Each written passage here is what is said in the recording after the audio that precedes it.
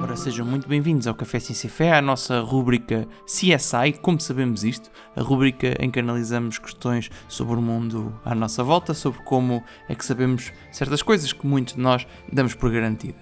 Relembro que se a relação da fé com a ciência é um tema que vos interessa, então não se esqueçam de subscrever, pôr gosto e partilhar, porque tudo isto são formas de nos ajudarem a continuar e a divulgar este podcast. Mas sem mais demoras, passamos já ao episódio de hoje.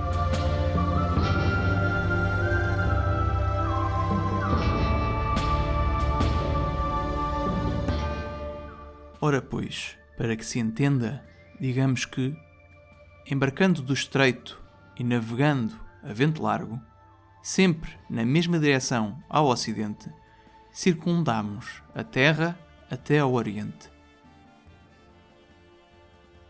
Bem, Bernardo, estamos aqui a começar com uma citação pouco usual aqui no nosso podcast, que é uma citação do António Pigafetta, não é? Quem é o António Pigafetta, Gonçalo? Um cronista que estava a bordo da viagem de circunnavegação de Fernão de Magalhães, que terminou aqui em 1522. Ele não terminou, não é? Sim, o Fernão de Magalhães, coitado, não terminou. Mas ele não chegou ao final, não é? Mas ele teve aqui um papel fundamental nesta viagem de circunnavegação à volta da Terra. E estamos a começar assim um episódio que na realidade vai começar uma série nova aqui no nosso podcast, não é? Esta série que nós já andamos a falar há algum tempo, não é? Como é que sabemos isto? Há algum tempo. Exato. Já há algum tempo que andamos a discutir esta ideia de como começar esta série. E o objetivo é olhar para perguntas típicas, não é? Perguntas típicas acerca do nosso mundo, acerca do universo, ou acerca do nosso planeta e pensar como é que nós sabemos certos factos científicos, não é? Como é que podemos chegar a eles por nós mesmos, não é? É um bocado o desafio que nos lançámos aqui a nós mesmos de abrir esta nova série, como sabemos isto. Exato, porque é uma coisa interessantíssima. Muitas vezes, no fundo, aqui a ideia é pegarmos um bocado em coisas que todos damos por garantido, mas que não sabemos como é que se faz. Nós já falámos um bocadinho no episódio do Galileu desta questão da Terra ser o centro do universo, ou de ser o Sol, ou aquilo que for, de que as pessoas muitas vezes não se questionam sobre isso. E as pessoas muitas vezes dão por garantido que a Terra anda à volta do Sol, mas muito poucas pessoas sabem sabem como é que se faz para mostrar que isso de facto é assim, não é? Aceitam isso porque se ensina assim na escola, e se na escola ensinassem que a Terra era o centro do universo e que a Terra era plana, as pessoas acreditavam que a Terra era o centro do universo e que era plana, não é? Sim, claro. Mas como é que nós sabemos estas coisas, não é? Como é que a comunidade científica e a dada altura a comunidade filosófica, não é? Porque houve uma altura em que aquilo que nós hoje chamamos de ciência estava dentro da filosofia, não é? A filosofia natural. Como é que as pessoas chegaram a este tipo de conclusões? E são problemas interessantíssimos, são coisas engraçadíssimas de estudar. E é um bocadinho isso que vamos fazer aqui nesta nova rúbrica que estamos a inaugurar hoje. É isso. E o tema que escolhemos para o primeiro episódio foi como sabemos que a Terra é redonda ou é uma esfera. E abriste então aí com a citação do cronista António Pigafetta, que foi a bordo da expedição de Fernão de Magalhães. Na verdade, é a primeira expedição a circunnavegar o nosso globo, o nosso planeta, e é uma demonstração prática, se quisermos, não é? Ou seja, pelos olhos dos próprios marinheiros que estavam a bordo desta expedição, uma demonstração concreta de que a Terra é uma esfera. O que tu citaste é do livro A Primeira Viagem ao Redor do Mundo, não é? Foi daí que citaste, que é a crónica deste Pigafetta e a sua experiência. E no fundo o que é que ele está aqui a dizer? Ele está a dizer que embarcando do estreito, e que estreito é este? É o Estreito de Magalhães que chamamos hoje, não é?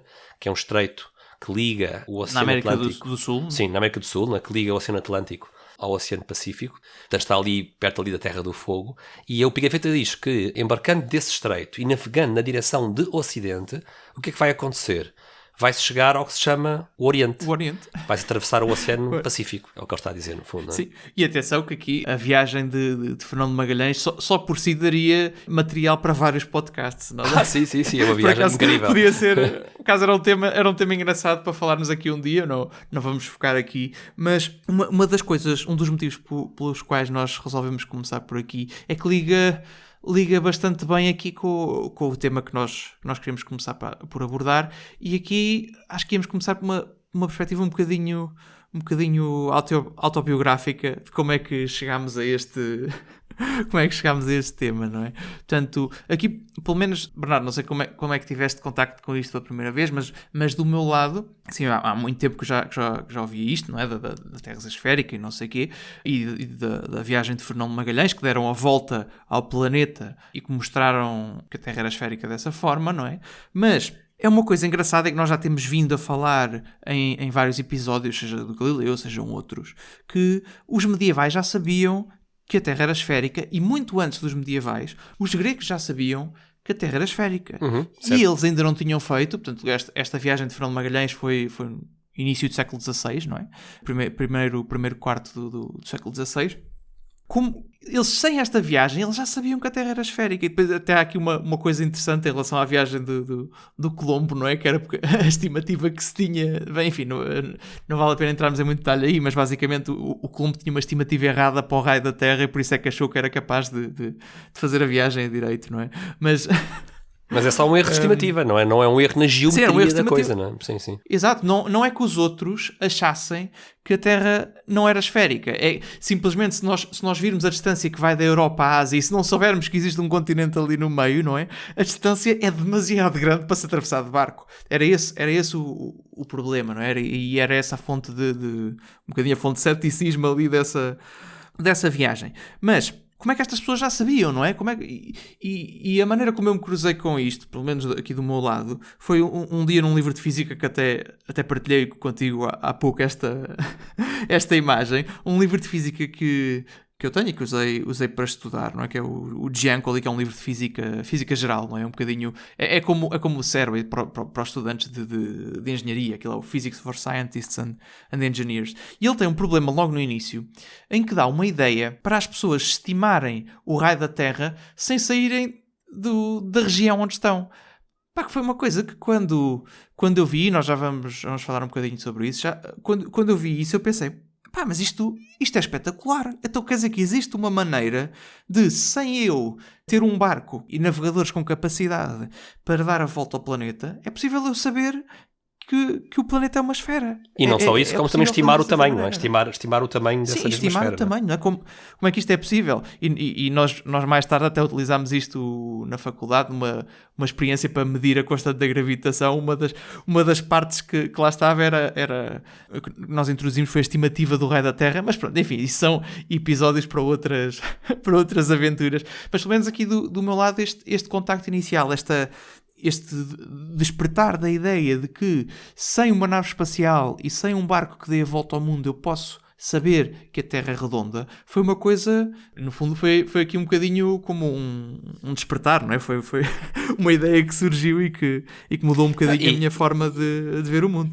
E eu não me recordo autobiograficamente como é que este tipo de assunto me começou a preocupar, mas há uma coisa que eu gostava de partilhar aqui antes de começarmos aqui com estes argumentos e pegando neste primeiro argumento que vamos agora explicar, faz imenso sentido nós colocarmos em cima da mesa abordagens práticas que qualquer um de nós pode experimentar. Por vezes é preciso ir para o meio da natureza para ter um bocadinho mais de horizonte, para ver algumas coisas.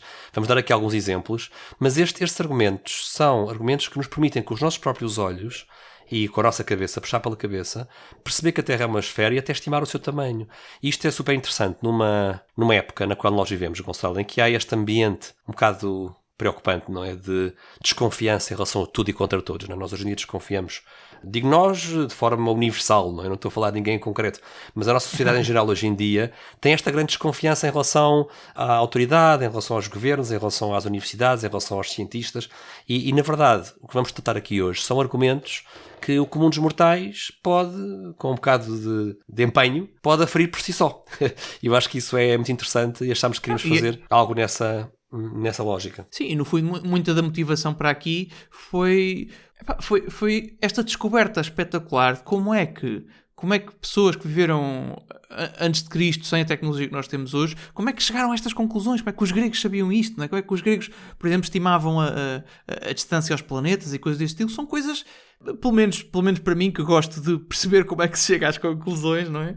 Como é que é possível saber essas coisas sem a tecnologia que nós temos hoje? Mas eles conseguiam. Epá, e isto... Enfim, bem, a ideia aqui é entrarmos nesta aventura. Esta parte aqui não é tanto, apesar do nosso podcast ser o Café Ciência e Fé, esta parte aqui tem um bocadinho menos de fé. É mais ciência, sim, praticamente. Exato, tem mais ciência. Tem a parte da fé nos nossos sentidos e na capacidade da razão humana de chegar a conclusões, mas pronto, mas é mais focado aqui na parte científica, de facto. Então, se calhar, explica lá como é que isto se faz, como é que nós podemos, com uma observação ao nosso alcance, estimar o tamanho da esfera que é a Terra. Exato, vou começar aqui precisamente por este exemplo autobiográfico que estávamos aqui a falar, não é? É uma coisa interessante que, se nós pensarmos nisto, uma das consequências da Terra ser redonda é que, à medida que as coisas estão mais longe de nós, elas vão se escondendo abaixo do horizonte. Porquê? Porque eu passo a ter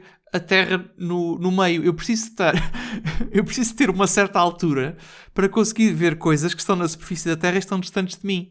Para as coisas que estão próximas, pronto, eu tenho a altura, não é? E se houver uma montanha também, pronto, enfim, consigo ver a montanha, não é? Mas se as coisas estiverem a partir de uma certa distância, elas, no fundo, podemos imaginar, se eu estiver na superfície de uma esfera, uma coisa que está a uma certa distância, a esfera vai curvando para baixo, não é? Do meu ponto de vista, a esfera curva para baixo, e uma coisa que está bastante longe de mim e está em cima dessa esfera, eu deixo de conseguir ver porque passo a ter a esfera no meio, não é? E Gonçalo, já agora, só antes de tu avançares, vamos imaginar, por hipótese, se a Terra não fosse uma esfera e fosse tudo plano e não houvesse obstruções, eu, na verdade, deveria ver objetos distantes até onde o meu olho conseguisse discernir, não é? Porque se a Terra fosse plana, não haveria a tal curvatura, como estavas a dizer, a impedir-me o campo de vista, não é? Eu não precisava de subir a objetos altos para ver uma coisa distante, não é? Sim, quando não houvesse, por exemplo, muita umidade no ar e assim, coisas que dificultam a visão. Claro, sim, ou poeiras no ar, não é? Sim. Quando temos o tempo limpo, sem grande obstrução, devíamos conseguir ver, basicamente, infinito, ou seja, até, não necessariamente infinito, mas até aparecer um obstáculo suficientemente alto para nos impedir de ver o que está para além dele. Ou até chegarmos a um objeto tão pequeno, não é? Que os meus olhos já não conseguem discernir. Também há esse limite de resolução, não é? Mas à partida exato, não haveria obstáculo feito pela curvatura, não é? A curvatura não seria um obstáculo, não é? Sim, mas com um telescópio suficientemente potente, tu poderias ver a distância que bom ponto. Quisesses, exatamente, até teres um obstáculo. Portanto, mesmo que os teus olhos não conseguissem ver isso, não é? Claro. E é aqui uma coisa... Aqui, o primeiro ponto tem a ver com isto da visibilidade do horizonte. Pronto, com base neste raciocínio... depois, é assim, isto coloca alguns problemas, não é? Porque a verdade é que se nós estivermos em terra... O terreno nem sempre é plano, não é? Tem altos e baixos e não sei o quê. Mas como é que se contorna isto? Indo para o pé de um corpo de água, portanto um lago ou um oceano. Portanto, isto vê-se especialmente bem na água. Porquê? Porque a água, quando está em repouso, um corpo de água grande, em repouso, forma uma forma... A superfície da água fica horizontal, não é? Pelo menos se não houver ondas, não é? E, portanto, é o sítio ideal para fazer este tipo de experiências. E é engraçado porque isto até nos permite, em certas condições, fazer uma estimativa do raio da Terra, e era precisamente por aí que íamos começar, porque era um exercício em que pediam para calcular o raio da Terra, que eu vi neste tal livro de física que estávamos aqui a falar, e que despertou a minha curiosidade para este ponto. Então, como é que era este exercício? Nós depois vamos pôr um diagrama na pasta de documentos partilhados, porque isto, realmente, ser um diagrama pode ser complicado de visualizar. Mas, basicamente, como é que podemos fazer isto? Imaginem que estão na borda de um lago, e tem que ser um lago até grandinho, não é? O exemplo que eles dão aqui é um lago com cerca de 6 km, não é? 6,1 km. E nós temos que saber a distância de um lado ao outro do lago.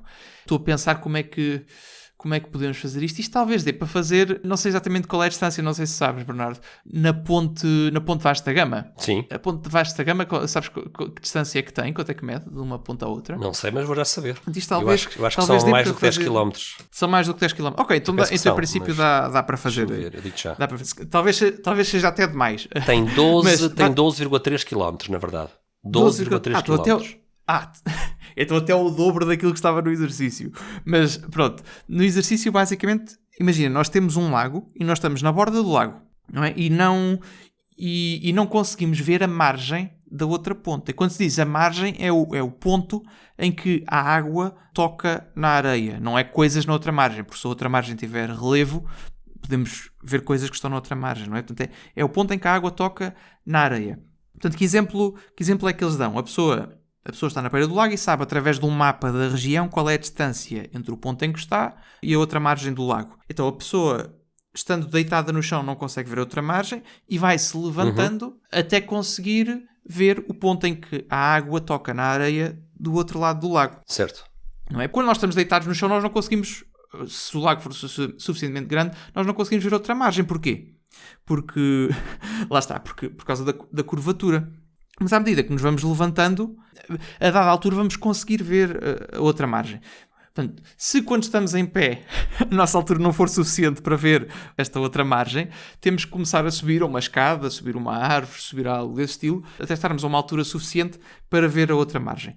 Quando chegamos a essa altura, medimos a distância entre os nossos olhos e o chão na nossa margem do lago, ou do rio, neste caso, no exemplo do Tejo, não é? Portanto, medindo essa distância, conseguimos fazer aqui um triângulo com, basicamente, imaginem um triângulo entre nós, a outra margem e o centro da Terra. Na margem do lado de lá, como estamos a olhar para o ponto em que a água toca na areia, a distância entre esse ponto e o centro da Terra é igual ao raio da Terra. Depois temos um lado do triângulo que é a distância entre o lado de lá e o sítio onde nós estamos, não é? Que vemos através do mapa.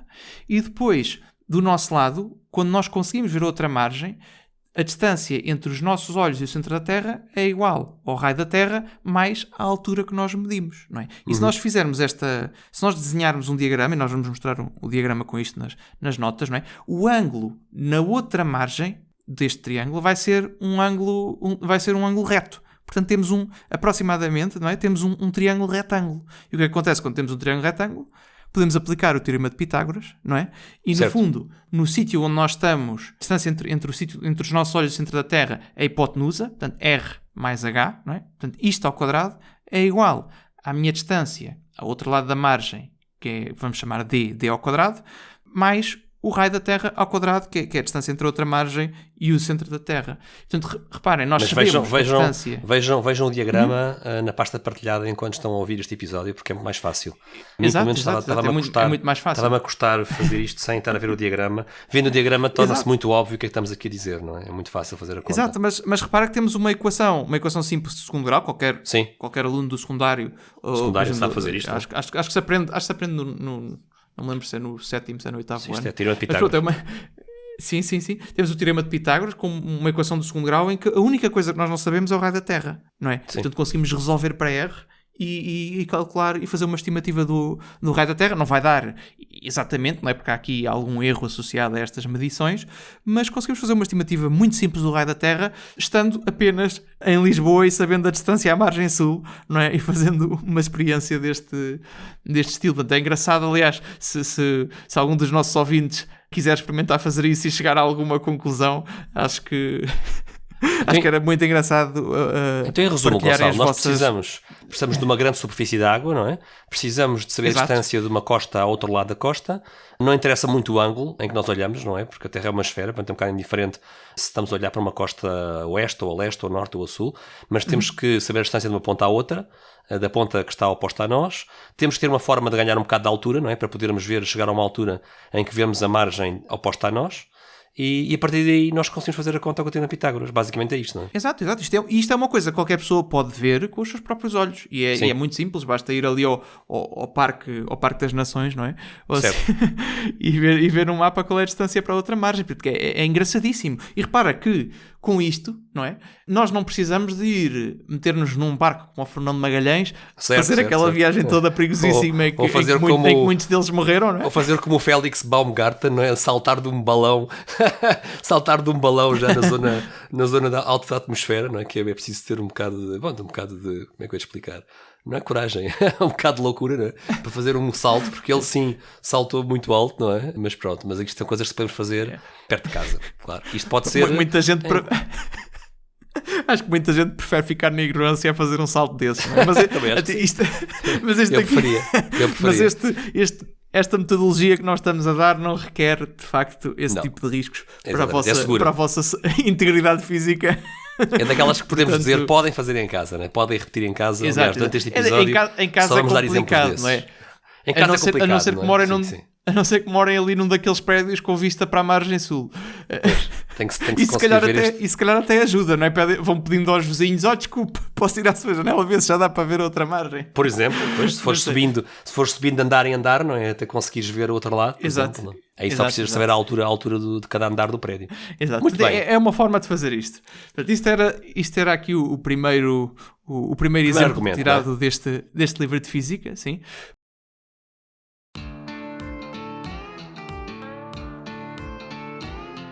Estás farto de podcasts chatos e que te adormecem? Então prepara-te, porque estamos a preparar a melhor mistura de ciência e fé. Subscreve agora e deixa para trás os teus problemas de café. E não se esqueçam de pôr gosto e partilhar.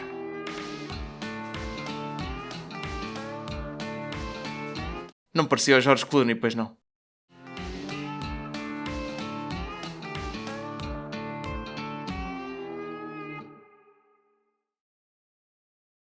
Segundo argumento.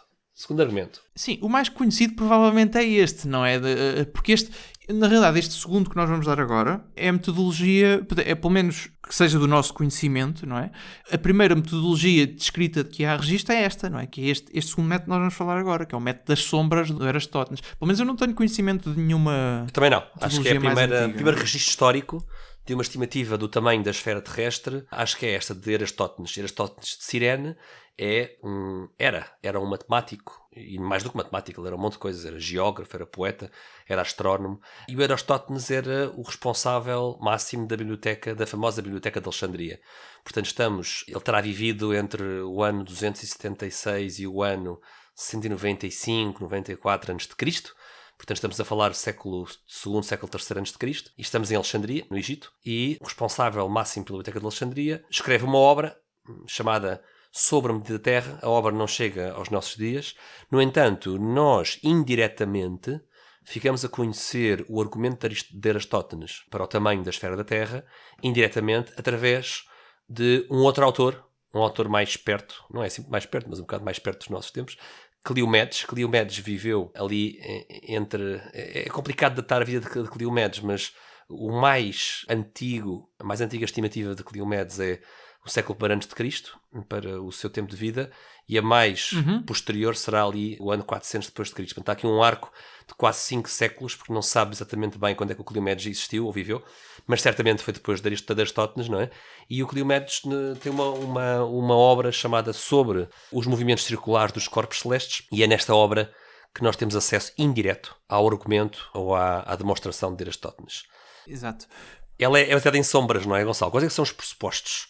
Quais é que são aqui os pressupostos do cálculo de Aristóteles do tamanho da Terra? Aqui, no fundo, a ideia é que, estando o Sol muito longe, não é? Os seus raios, os raios luminosos que vêm do Sol, são aproximadamente paralelos. Sim. Não é?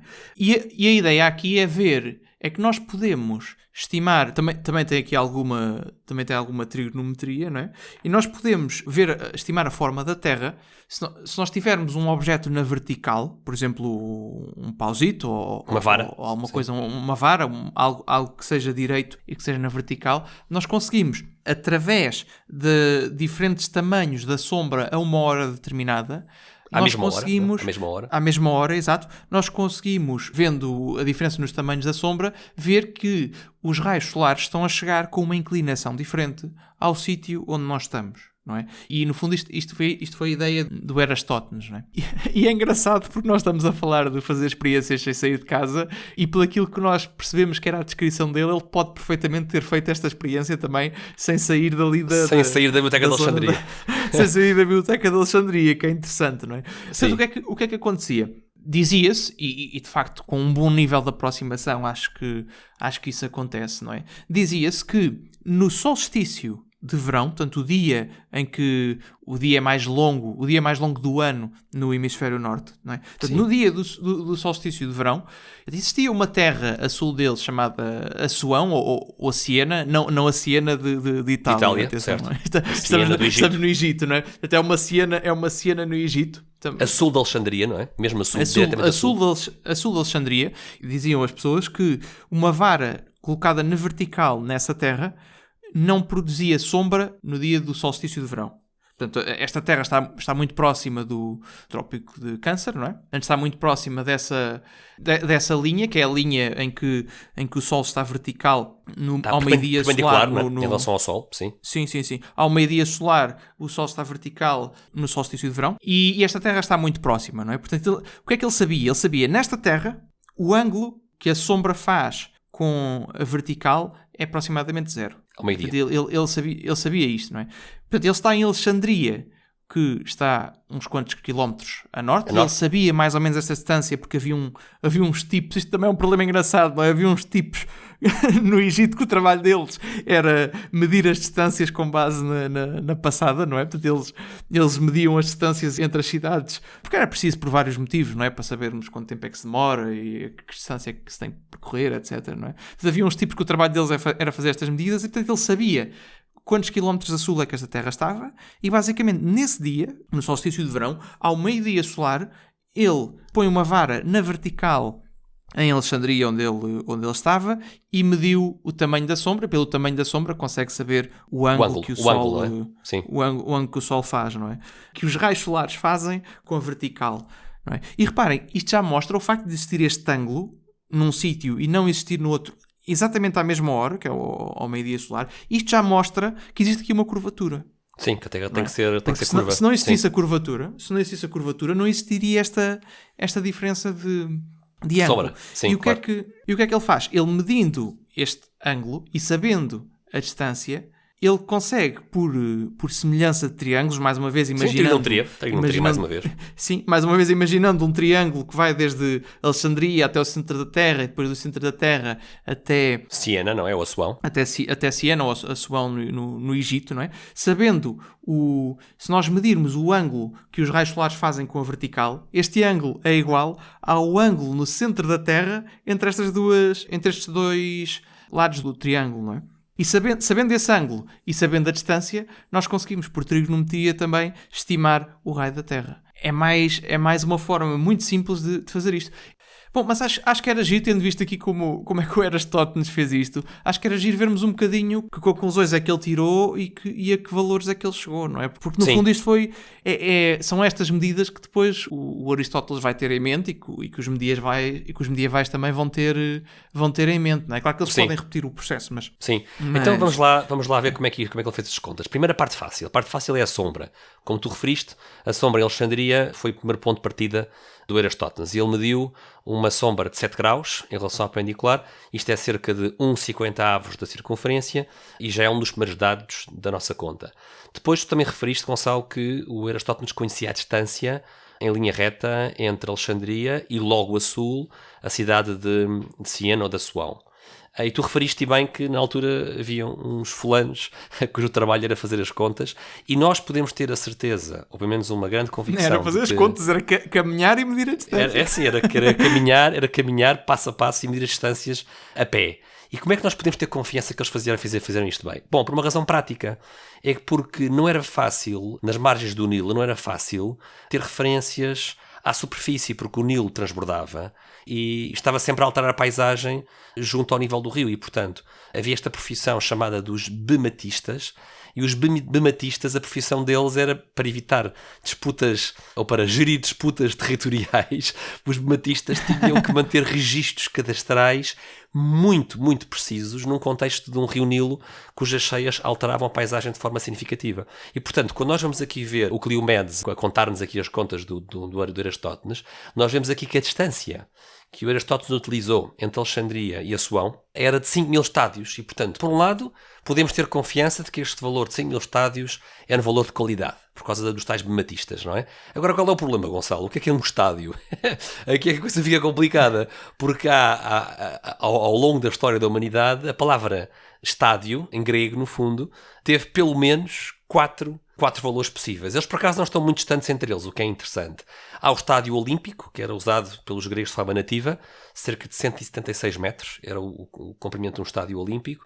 Na Península Itálica usava-se o Estádio Italiano, um pouco maior. O estádio também era uma medida usada pelos babilónios e pelos persas, e ainda o Estádio Egípcio. Tudo isto são valores que oscilam entre os 176 metros, no caso do Estádio Olímpico grego, e os 209 metros no caso dos egípcios. Portanto, temos que ter aqui um bocado esta noção de que não temos certeza de qual era o estádio que estava a ser usado pelo Aristóteles, não é? Tanto poderia ser o Olímpico, como poderia ser porque Alexandria era uma cidade fundada por Alexandre, uma cidade de cultura grega, como também poderia ser eventualmente o estádio egípcio, uma medida mais antiga, não é? Mas, se nós usarmos aqui só para... Em princípio não seria o Estádio da Luz, pá. Não, esse não.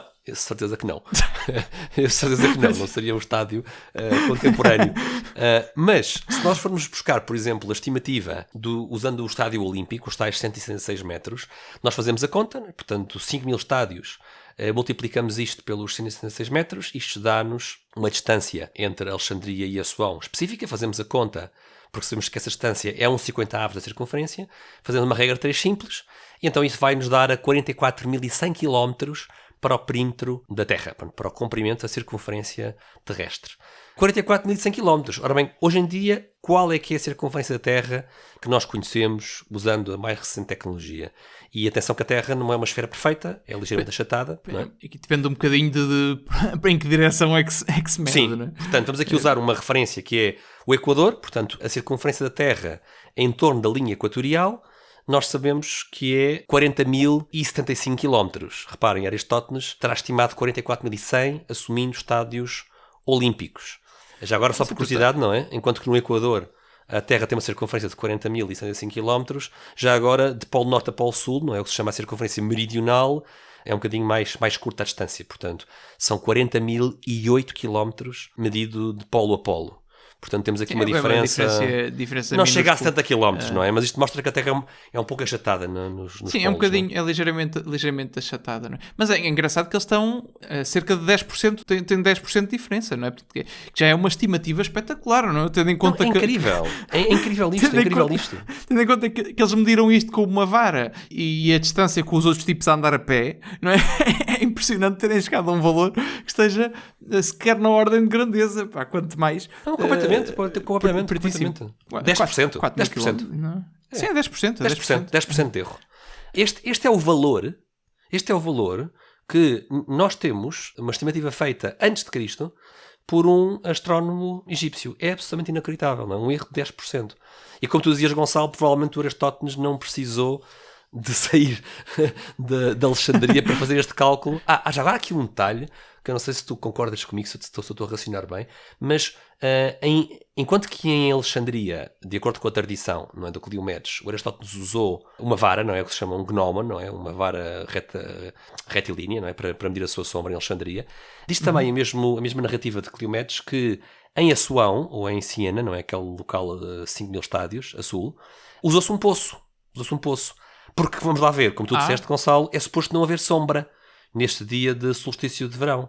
E como não haveria sombra, estou aqui a pensar em voz alta, tu logo deixa eu estou a raciocinar bem. Se eles usassem uma vara ou um gnomon em Siena, não havia sombra nenhuma, não é? E se calhar há ali o risco de haver de ser um bocado difícil encontrar o ponto em que não há mesmo sombra. Se calhar usar um poço torna isto mais preciso, não é? Tens que usar um fio de prumo, não é? Para garantir que estás um fio de prumo, mas lá está. Mas imagina tu, em vez do fio de prumo, tens um poço fundo e tu dizes, muito bem, eu vou descobrir o solstício de verão porque é precisamente aquele único dia, ao meio-dia, se calhar o único dia, a única hora, em que o sol ilumina o fundo do poço. Isto faz sentido o que eu estou a dizer, se for um poço fundo? Faz todo sentido, sim. Provavelmente o raciocínio é esse. Pois, se calhar alguém um dia fez um poço, não é? Em Siena, não é? Em Assuão, e ficou espantado por descobrir que havia uma altura do ano e uma hora específica em que o poço era iluminado lá em baixo, não é? Com o sol. Se calhar foi isso que tornou Assuão famoso, não é? Que depois foi usar... Se o poço for fundo, até é uma medida melhor de que não há sombra. Exatamente. Do que... Era uma vara, não é? Era esse o meu raciocínio. Então, agora, mas também depende se o poço foi bem feito, não é? Se o poço está mesmo vertical. Se o poço está direto, não é? Vamos aqui assumir que os egípcios eram bons construtores, se calhar, não? Aqui o ponto essencial é conseguires ter uma coisa vertical para poderes medir a sombra, não é? Porque se essa coisa não for vertical, já estás a introduzir aqui um erro na estimativa. Sim, estamos aqui um bocadinho a especular, mas não é difícil especular que um engenheiro egípcio conseguisse fazer um poço retilíneo bem feitinho, não é? Não será uma coisa difícil, não é? Nesta civilização, não é? Exato, o fio de prumo é um fio com um peso na ponta. Certo, não é, certo. Não é tecnologia para levar o homem à lua. Não, é mais um desafio de construção do que um desafio matemático. Sim, e quem consegue, quem faz grandes monumentos arquitetónicos tem de certeza este tipo de engenharia, de engenho. De capacidade de construção. Exato. Agora, como é que nós fazemos isto, Gonçalo, se não morarmos em Alexandria? Sim, nós estávamos a pensar fazer aqui uma proposta até bastante adequada agora para as férias de verão, não é? Para os nossos ouvintes que quiserem fazer este teste por eles próprios. É uma atividade ao ar livre, não é? Saudável. Sim, uma atividade ao ar livre. É assim, precisam de 2 grupos, não é? Porque um grupo sozinho torna-se complicado fazer isto, não é? Portanto, arranjem um grupo de amigos. Sim. 2 grupos de amigos. Um dos grupos vai para a Corunha, não é? Na Galiza, não é? Aproveitam, vão a Santiago de Compostela, não sei o quê. Claro, sim. Podem comer uns mexilhões, que aquela zona é bastante conhecida por isso, não é? É umas férias bem passadas, não é? E há uma cidade que é a Corunha, que fica mais ou menos na mesma longitude que uma cidade no Algarve, quer dizer, não sei se é cidade, mas é um sítio onde muita gente vai passar férias, que é a Armação de Pera. Sim. Não é? Portanto, basicamente vai um grupo para a Corunha e vai outro grupo para a Armação de Pera. Sim, e nós fizemos... Sim, não é muito complicado. E nós fizemos aqui as contas e se tiver um grupo em cada lado, e portanto, depois o que é que têm que fazer? Têm que arranjar uma mesa horizontal, não é? E podem garantir que a mesa está horizontal usando, por exemplo, um nível. E depois em cima dessa mesa horizontal... um nível de bolha. E depois em cima dessa mesa horizontal podem pôr alguma coisa na vertical para se medir... Para projetar a sombra, e pode ser, por exemplo, as contas que nós fizemos foi com o exemplo de uma caneta Bic, não é? Que tem cerca de 15 centímetros. É prático, canetas Bic encontra-se facilmente. Sim, usam um fio de prumo para meter a caneta Bic na vertical e depois o que é que se pode fazer? Portanto, há um grupo que faz isto na Corunha, enquanto come os seus mexilhões, não é? Isto tem que ser ao meio-dia solar. Ao meio-dia solar, que é uma boa hora para comer mexilhões. Ao meio-dia solar. E o outro grupo faz isto em Armação de Pera, podem estar a comer um peixinho grelhado ou uma coisa assim, não é? Tem que conseguir ter uma mesa horizontal e um fio de prumo para pôr a caneta Bic na vertical, não é? E pelas contas que nós estivemos aqui a fazer, se fizerem isto com cuidado, nas mesmas condições, que antes cada um de beber, com uma caneta antes de Bic, beber, não é? antes de beber, não é? Exato, antes do bebam as minis depois, do almoço. O branco, as minis, bebam-nas depois da experiência para festejar.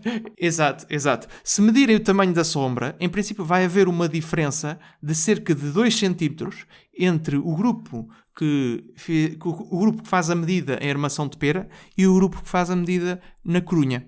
E até podem estar ao telefone um com o outro, não é? Porque tem que ser à mesma hora. Há uma hora de diferença horária que é artificial, porque os espanhóis têm mais uma hora que nós, não é? Isso é artificial, certo, exatamente. Mas isso é artificial. As duas cidades têm que ser ao mesmo tempo. As duas cidades estão mais ou menos na mesma longitude e se fizerem isto, quem estiver na Corunha vai ter uma sombra com cerca de mais 2 centímetros do que a sombra e a Armação de Pera, não é? A experiência em Armação de Pera, o que significa que o ângulo é diferente. Portanto, isto é possível e depois pode ficar como exercício, não é? Para trabalho de casa, como é que se usa esta informação.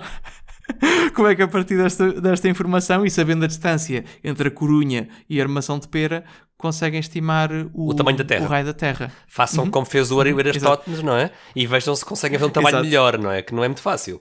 Mas façam com cuidado. Já agora só um detalhe, Gonçalo, para isto funcionar...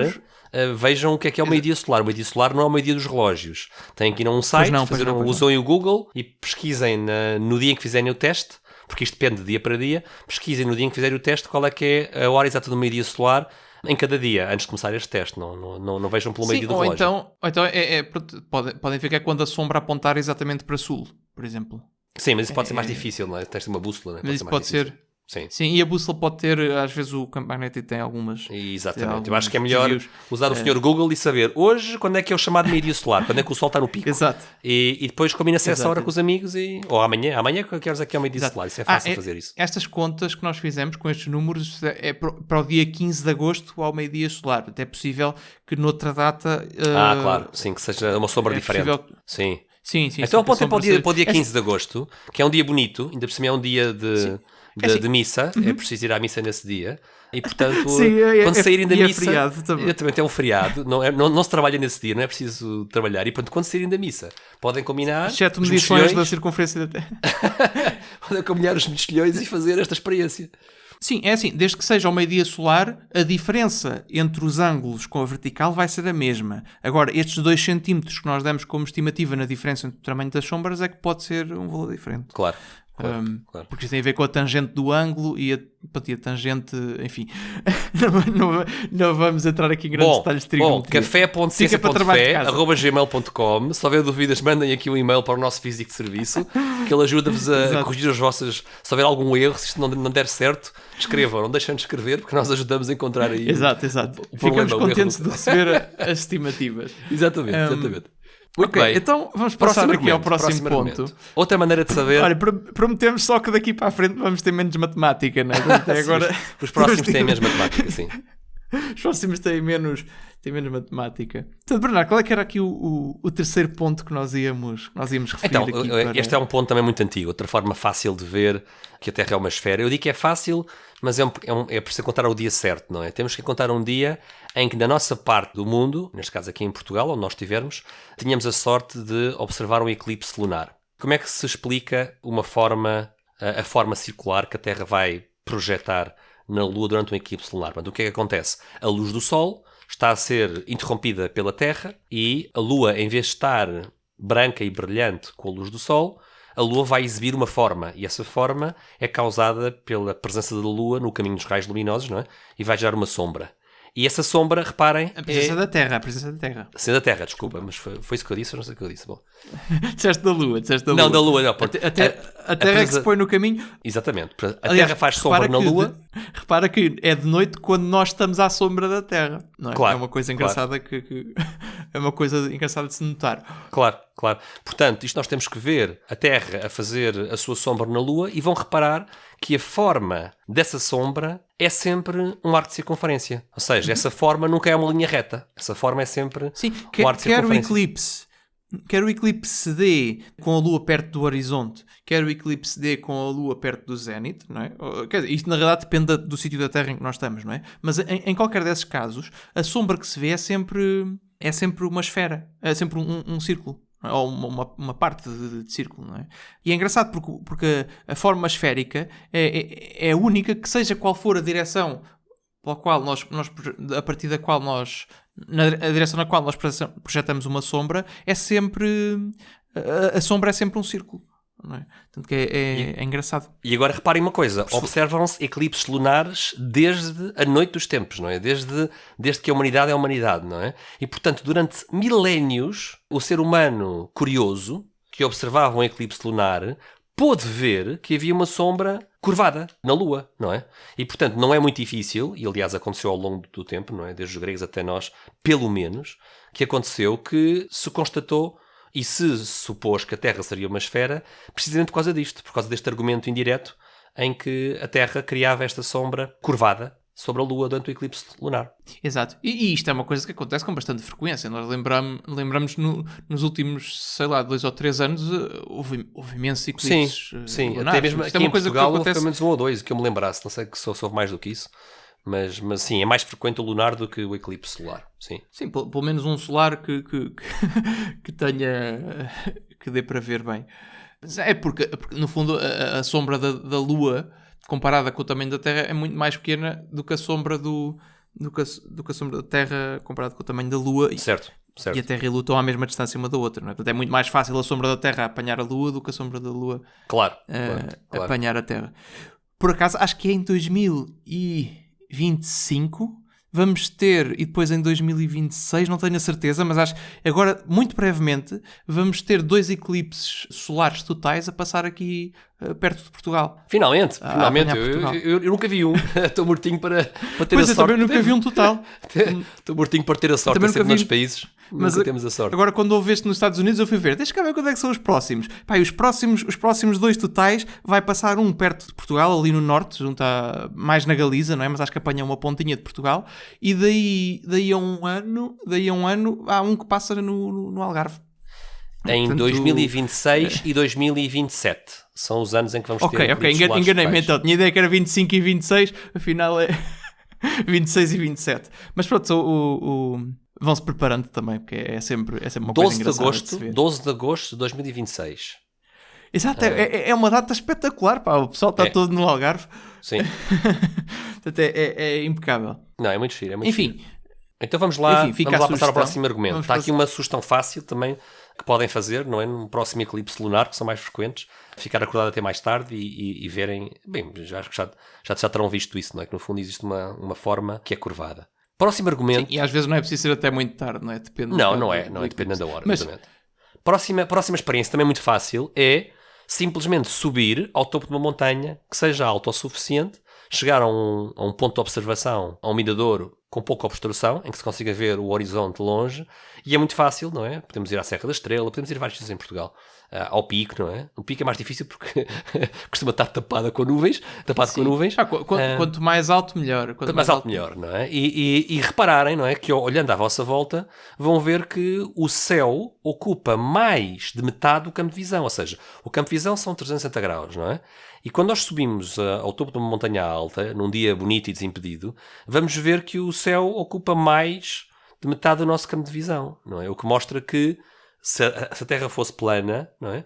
Nós tínhamos de ter o horizonte a ocupar exatamente metade do campo de visão, não é? Metade terra, metade céu. Exato. Não é isso que vemos. Não é isso que vemos, não é? Sim. Isto é mais difícil de medir, não é? Isto é mais difícil de assim, de uma forma simples conseguir ver isto com os olhos, mas dá para fazer também, não é? Dá para fazer também. Sim, tu não precisas de medir para ter uma ideia intuitiva de que estás a ver isto que estamos a dizer, não é? Ou seja, que há mais céu do que terra, não é? À tua frente, não é? E o pico, se não tiver nuvens, provavelmente é melhor porque à volta é tudo água. Mar. E, portanto, sim, o pico seria perfeito. Portanto, temos aquela garantia de que o horizonte está ao mesmo nível, não é? Portanto, o pico seria ótimo. Quem tem planeado ir ao pico no verão este ano, vejam-se, apontam aí para um dia de bom tempo e façam a experiência que conseguirão ver a curvatura da Terra. Enfim, aquilo depende um bocado do tempo nos Açores, não é? Sim, exato. Não é só no pico, não é? Não é só no pico. Mas pronto, fica a ideia. Não é? Subir a um sítio alto... Muito alto, não é? Assim, desimpedido, com poucas nuvens, e um dia bonito e transparente, com o ar transparente, vão conseguir ver esta curvatura. Sim, mas esta é daquelas que a olho é um bocado mais difícil de ter a noção. Sim, é difícil aplicares um transferidor, não é? Àquela escala, não é? Não é muito fácil fazer medidas de ângulos, não é? Exato. Próximo argumento. As constelações e as estrelas. Sim, este argumento também é um argumento bastante interessante que tem a ver com aquilo que se chamam as estrelas fixas, não é? E estrelas fixas é a designação tradicional, não é? Para as estrelas mais distantes. Chamam-se fixas por oposição aos planetas, não é? Que parece, no fundo, já desde o tempo dos gregos e dos primeiros astrónomos, de Babilónia, etc., não é? Viu-se que havia estas coisas que eram os planetas que andavam em relação a um campo de estrelas que pareciam estar fixas. Nós hoje sabemos que não estão fixas, não é? Mas do nosso ponto de vista, para todos os efeitos, não é? Como se estivessem. E é bastante interessante. Pronto, e no fundo as estrelas fixas dão uma volta do ponto de vista da Terra, não é? Do ponto de vista de um observador na superfície da Terra, dão uma volta completa a cada dia, e em cima dessa volta completa que dão a cada dia, dão mais uma volta completa a cada ano, não é? Do nosso ponto de vista é isto que acontece. E depois está também relacionado com as constelações do Zodíaco, etc. Mas não vale a pena entrarmos por aí agora. Mas no fundo são as estrelas que estão mais distantes e que do nosso ponto de vista parece que estão sempre no mesmo sítio. Parece que estão sempre fixas e só têm esta rotação diurna e anual, não é? Mas há aqui uma coisa bastante interessante, é que algumas dessas estrelas, e no hemisfério norte isto é particularmente simples de se ver, a estrela polar está muito próxima da direção para a qual aponta o eixo de rotação da Terra. não é? E se nós soubermos identificar bem a estrela polar, isto, pronto, é preciso, quem não sabe ainda pode procurar um diagrama na internet, isto é muito fácil, é muito fácil. É uma estrela útil para a navegação, não é? Portanto, ela é visível a olho nu e é muito útil. É útil porque é fácil de encontrar, não é? Essa estrela parece que está parada e que todas as outras rodam em torno dela, que é bastante interessante. E esta estrela tem uma característica, pelo facto de estar alinhada com o eixo de rotação da Terra, que é uma característica extraordinária, não é? Que também a torna muito útil para a navegação. É que se nós medirmos o ângulo entre essa estrela e o horizonte, não é? Esse ângulo é igual à latitude a que nós estamos.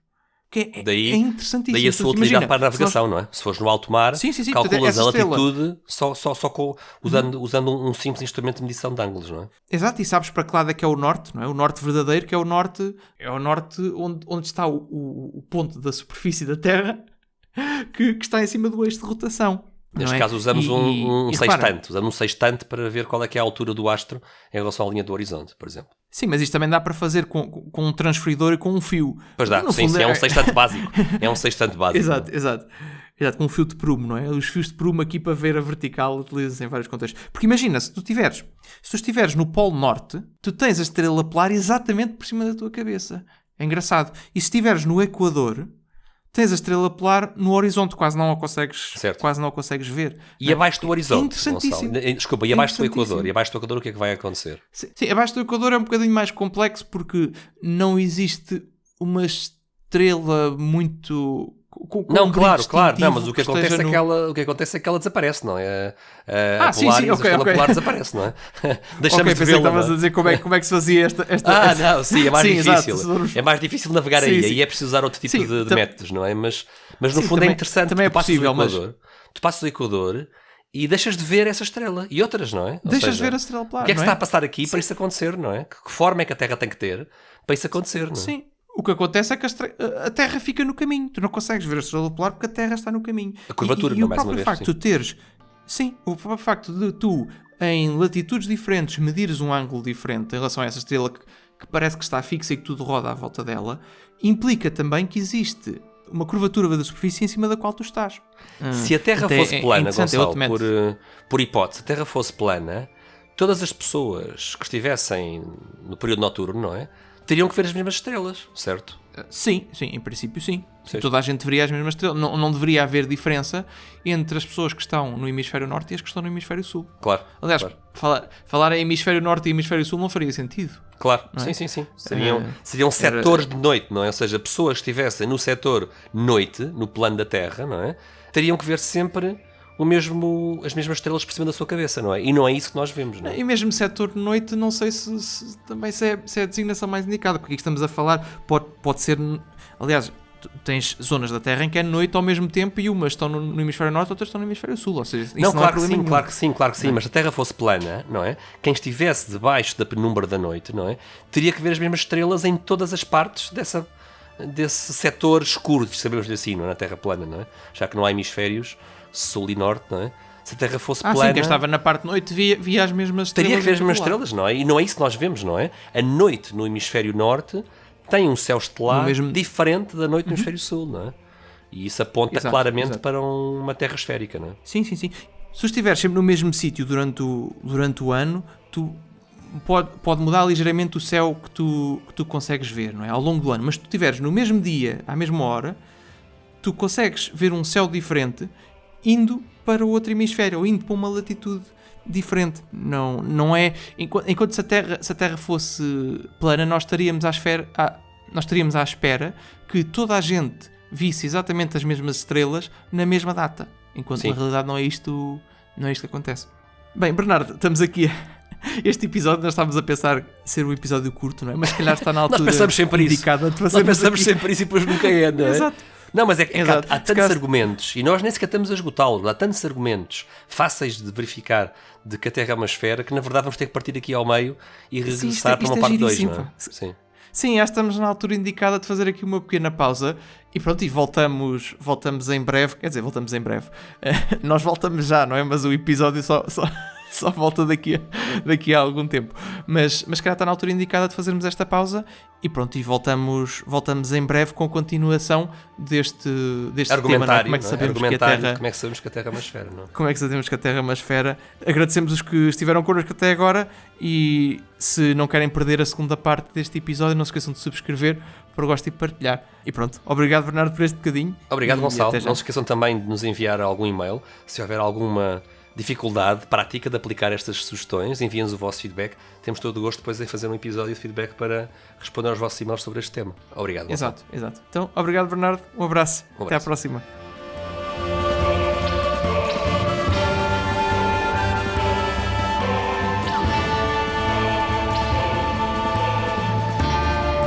Foi o final do episódio de hoje da nossa rúbrica CSI Como Sabemos Isto, a rúbrica em que analisamos questões sobre o mundo, como é que sabemos certas coisas que muitos de nós dão por garantidas.